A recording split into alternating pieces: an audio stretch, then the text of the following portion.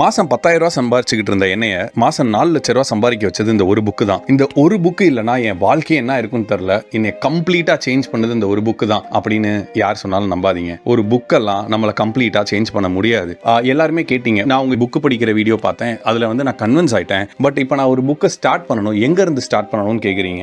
நான் என்னோட ஜர்னி, என்னோட எக்ஸ்பீரியன்ஸை நான் இங்க ஷேர் பண்றேன். நான் ஒன்று கவனிச்சேன், எப்போ நான் ஒரு ப்ராப்ளம்ல மாட்டிட்டு இருக்கணும், ஃபோக்கஸ் இல்லாம நான் ஸ்ட்ரகிள் பண்ணேன், பர்ன் அவுட்ல இருந்தேன், அப்ப படிச்ச புக்ஸ் வந்து எனக்கு ஹார்ட்டுக்கு ரொம்ப க்ளோஸா இருந்துச்சு. ஏன்னா நான் சொல்யூஷன் தேடுற மோட்ல இருந்தேன். அந்த ஒரு புக்கு எனக்கு அந்த டோரை ஓபன் பண்ணுச்சு.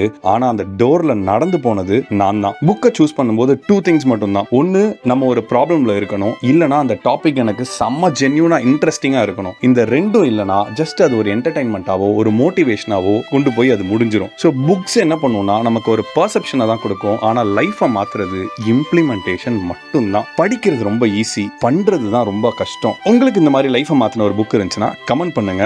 புக்கை படிச்சு வாழ்க்கையை மாத்திடலாம்னு சொல்ற உங்க ஃப்ரெண்டுக்கு இதை ஷேர் பண்ணி விடுங்க.